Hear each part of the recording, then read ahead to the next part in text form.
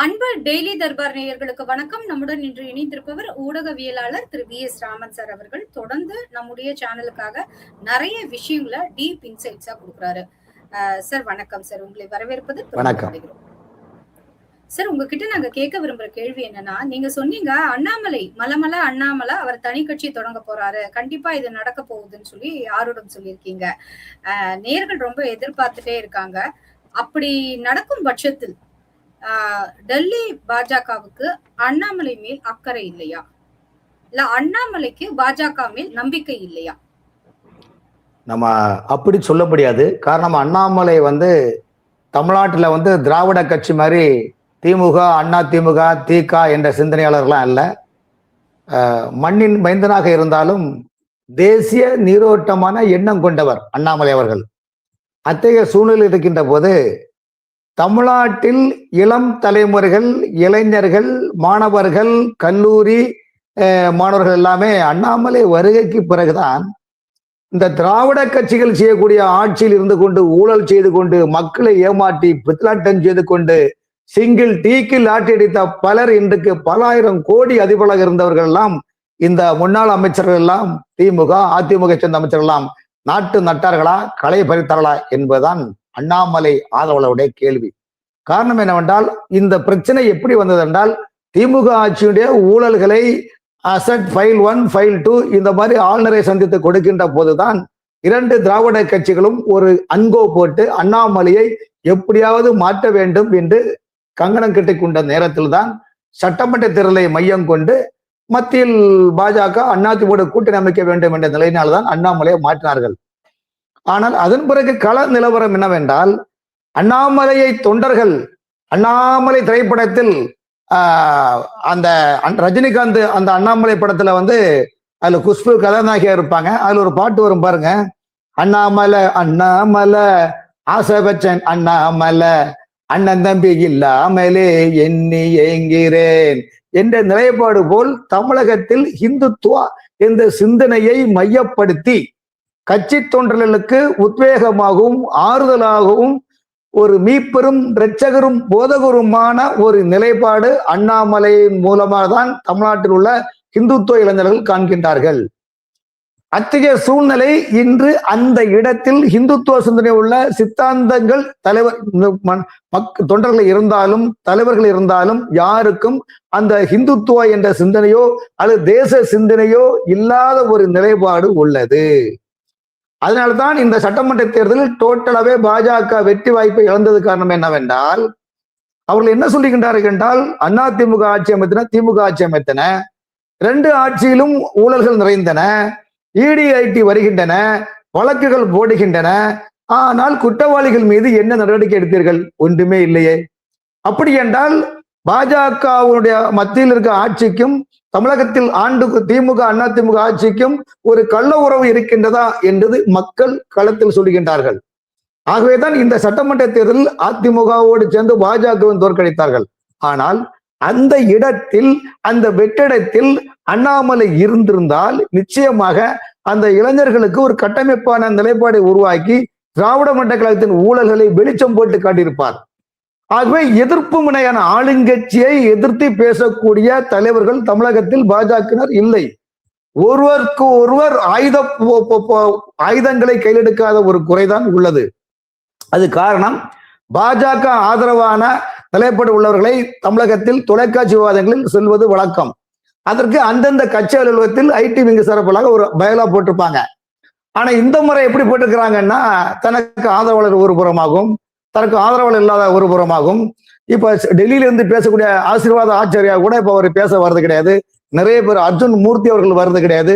காரணம் என்றால், ஒருத்தருக்கு ஒருத்தர் சிறு சிறு சிறு சிறு விமர்சனங்களை செய்தால் கூட, நீ ஏன் விமர்சனம் செய்தாய், உங்களை உடனே கட்சியில் நீக்கிறேன் என்று அச்சம் ஒரு பயமுறுத்தி ஒரு அச்ச நிலைப்பாட்டை உருவாக்குறதுனால்தான் இன்று சித்தாந்தவாதிகள் மட்டுமல்ல கருத்தியல்வாதிகளும் கூட ஒதுங்கி சென்று விட்டார்கள். அவர்கள் என்ன சொல்லுகிறார்கள் என்றால், அண்ணாமலை இருந்திருந்தால் இந்த மாதிரி ஏதாவது செய்வாங்களா? இல்ல. அப்ப எங்களுடைய கட்சியுடைய உள்கட்சிக்காரங்க தன்னுடைய குறைகளை கூட சுட்டிக்காட்ட முடியல, எதிர்கட்சிக்காரங்க செய்கிற தவறுகளையும் சுட்டிக்காட்ட முடியல, ஆளுங்கட்சிக்காரங்க செய்கிற தவறுகளையும் சுட்டிக்காட்டாத ஒரு நிலைப்பாட்டில் இருக்கின்ற போது நாம எப்படி இந்த கட்சியில பயணிக்க முடியும் என்ற நிலைப்பாட்டினால்தான் இன்று என்னன்னா, பாஜக நிர்வாகிகள் மட்டுமல்ல, அமமுக நிர்வாகிகள், அதிமுக நிர்வாகிகள் எல்லாம் இன்னைக்கு தாவேக்கால இணையக்கூடிய காரணம் இளம் தலைமுறைகள் வழிகாட்டிகள் இல்லை.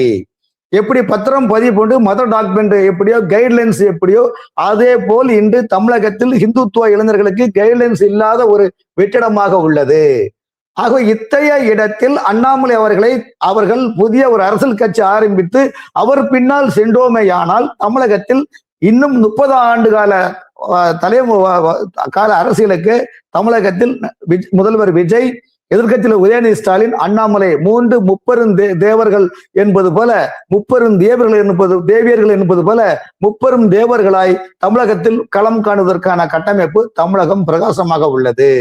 இப்ப நீங்க கேட்கலாம், மத்தியில் பாஜக ஏன் கண்டுகொள்ளவில்லை என்றால், மத்தியில் பாஜக கண்டுகொள்வதும் காணாததும் தமிழகத்தில் உள்ள பாஜக தலைவர்கள் தான் அவரிடம் அனலிஸ்ட் செய்ய வேண்டும், சப்ஜெக்டை சொல்ல வேண்டும். எப்படி வீலுக்கு அலாய் பார்க்கின்றோமோ அதே போல் தமிழகத்தினுடைய 38 மாவட்டத்தின் நிலவரம், கள யதார்த்தத்தை, சூழ்நிலையை தமிழகத்தில் எந்த தலைவர்களும் டெல்லியில் சொல்வது கிடையாது.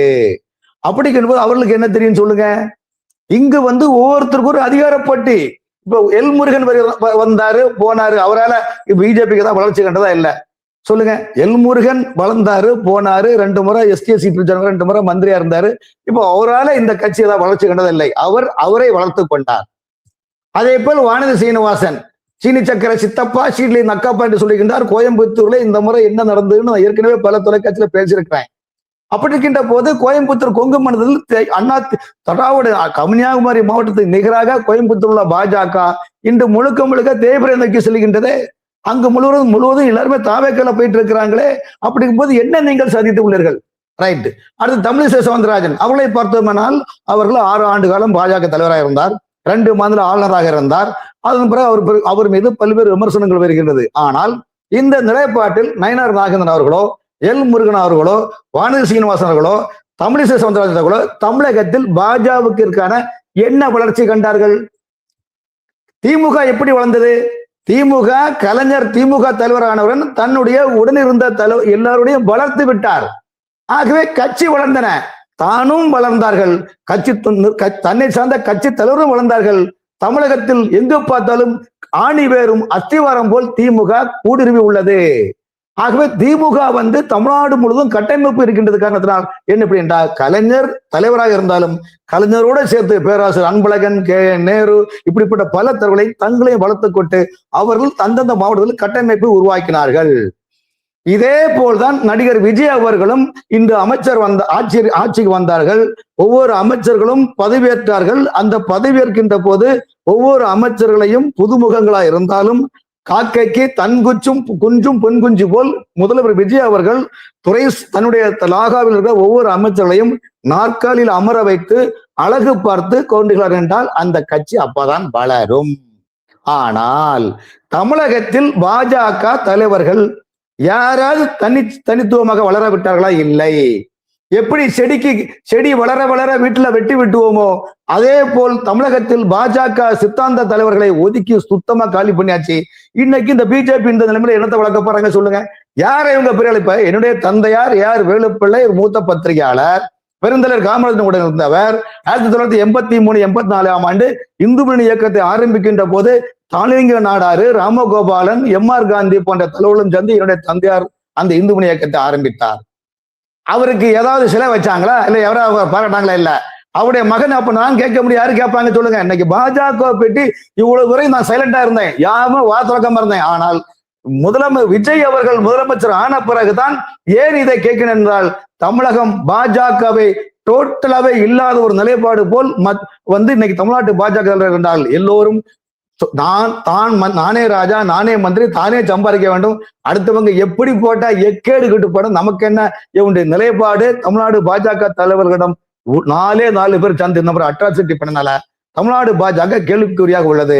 ஆகவே இளைஞர்கள் இப்போது தாவேக்கை நோக்கி படையெடுத்து செல்கின்றார்கள். இதை தடுக்க வேண்டுமானால் ஆந்திராவில் பவன் கல்யாண் எப்படி கட்சி ஆரம்பித்து முதலமைச்சராக துணை முதலமைச்சராக இருந்து அவர் ஆந்திராவில் தெலுங்கானா மந்திரி சபையில் ஆட்சியை தெலுங்கு சந்திரபாபுடைய அரசனுடைய ஆட்சியில் பங்கு கொண்டு இன்றைக்கு பாஜகவை எப்படி ஆதரிக்கின்றாரோ அதே போல் அண்ணாமலை தனி கட்சி ஆரம்பித்து அந்த தனி கட்சியான நிலைப்பாடு தேசியில் பாஜக ஆதரவான ஒரு கட்டமைப்பு உருவாக்க வேண்டும் என்ற ஒற்றை இலக்கை தான் அண்ணாமலை அவர்கள் பயணிக்கின்றார்கள். ஆகவே அண்ணாமலை மது நாட்டுக்கும் கேடு வீட்டுக்கும் கேடு என்பது அந்த குடியுடைய மது பட்டலை எழுதியிருப்பாங்க. சிகரெட்டு உடல்நலத்திற்கு கெடுக்குன்னு சொல்லுவாங்க. ஆனால் அண்ணாமலை அவர்களுடைய இலக்கு என்னவென்றால் கட்சி வளர வேண்டும், நாடு தேசம் வளர வேண்டும், தமிழகம் வளர வேண்டும். அப்படி தமிழகமும் தேசம் வளர வேண்டுமானால் தன்னுடைய கருத்துக்களையும் தன் ஆதரவு கருத்துக்களையும் வெளிப்படையாக இந்த கட்சியிலிருந்து சொல்ல முடியாத ஒரு சூழ்நிலை. ஆகவே கட்சி வளர்ச்சியுடைய பின்னோக்கி செல்கின்றது. இன்று இருக்கிற சூழ்நிலையில் தமிழகத்தில் திமுகவுக்கும் தாவேக்காவுக்கும் பதிலடி கொடுக்கக்கூடிய தலைவர்கள் தமிழகத்தில் பாஜக இல்லை. யாரு பேசினாலும் திமுக காரங்களோ அல்லது தாவேக்காரங்களோ அரசு செவிச்சாப்பதில்லை. அப்படி செவிசாய்க்க வேண்டும் என்றால் அண்ணாமலையால் தான் இந்த நிலைப்பாடு முடியும், கேள்வி கேட்க முடியும், அவரிடம் பதில் கிடைக்கும். கேள்வி பிறந்தது அங்கு, நல்ல பதிலும் கிடைத்தது எங்கு என்றது போல கேள்வி கேட்டால் பதில் கிடைக்கும். அதன் மூலமா தான் தமிழகத்தில் அண்ணாமலை என்ற பிம்பத்தை உருவாக்க முடியும், தொண்டர்கள் வளர முடியும் என்ற ஒற்றை இலக்குல பாஜகவை உடைக்க வேண்டும், இந்த கட்சியை சிதைக்க வேண்டும் எண்ணம் அண்ணாமலையிடம் கிடையாது என்பதை எழுதி வைத்துக் கொள்ளுங்கள். காரணம் என்றால் அவர் எப்படிப்பட்ட ஆளும் அல்ல. ஆளும் வளரணும், அறிவும் வளரணும், அதுதான்டா வளர்ச்சி என்ற நிலைப்பாட்டிற்கு தான் தமிழ்நாட்டில் லட்சோப தொண்டர்கள், ஏன் இன்னைக்கு பல தலைவர்கள் கூட்டணி கட்சியில் வரக்கூடிய பல இந்து அமைப்புகள் அண்ணாமலையை பின்னால் கைகோர்த்து உள்ளார்கள். ஆகவே தான் அவர் மத்திய அரசு எதிராகவோ யாருக்கும் எதிராக அவர் செயல்படுவதில்லை. அவர் அறிக்கை கொடுத்தாலும் கூட மீண்டும் மத்தியிலே பாஜக தலைவர்களை எல்லாம் சந்தித்து தான் அவருடைய ஆசையின் அன்புடன் தான் அவர் அரசியல் கட்சி ஆரம்பிக்க போகிறார்.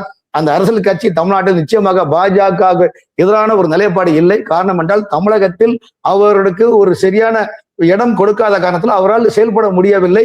அப்படி செயல்பட்டாலும் பிஜேபி இங்க உள்ளுக்குறுக்குல குண்டுச்சட்டில குதிரை ஓட்ட சில தலைவர்களுக்கு ஒரு மாதிரி வைத்தறிச்சலான ஒரு நிலைப்பாடு உள்ளது. அந்த வைத்தறிச்சலை போக்க வேண்டும், தமிழகம் வளர வேண்டும். தமிழகத்தில் கண்டிப்பாக விஜய் அவருடைய ஆட்சி ஒருபுறமாக இருந்தாலும் எதிர்கட்சி உதயநிதி ஸ்டாலின் இருந்தாலும் இன்று மூன்றாவது ஒரு அமைப்பான ஒரு நிலைப்பாடு அண்ணாமலை ஆரம்பித்தால் தான் இங்கு கேள்வி கேட்க முடியும், பதில் கிடைக்கும், தமிழகம் வளமான தமிழகத்தை உருவாக்க முடியும் என்ற கருத்தால் தான் அண்ணாமலை நிச்சயமாக அரசியல் கட்சி ஆரம்பிப்பார் என்பது எந்த விதமான மாற்றமும் இல்லை. இந்த அரசியல் கட்சி ஆரம்பித்தால் யாருக்கும் இந்த கெடுதலும் இல்லை. நாடும் வீடும் நல்லாட்சி அமைய வேண்டும் என்பதற்காக ஒருபோதும் அவர் பாஜக எதிர்ப்பாக செயல்பட மாட்டார். காரணம் என்றால் தமிழ்நாடு முழுவதும் ஒரு நாளைக்கு நூற்றுக்கணக்கான பாஜக நிர்வாகிகளும் பாஜக இந்து நிர்வாகிகளும் வெளிநாட்டில் பல தலைவர்கள் என்னிடம் பேசிக் கொண்டிருக்கின்றார்கள். அத்தகைய பேச்சை உள்வாங்கித்தான் அவருடைய கருத்துக்களை நான் உள்வாங்கி மதித்து நடந்து அறிந்து புரிந்து தெரிந்து திரித்து பேசாமல் சிரித்து பேசாமல் சிந்தித்து பேசி சிறப்பான கருத்துக்களை இன்று உங்களுடைய முன்வைக்கிறேன் என்றால் தமிழகத்துடைய கள நிலவரம் தற்போது பாஜகவுக்கு சாதகமான நிலைமை இல்லை.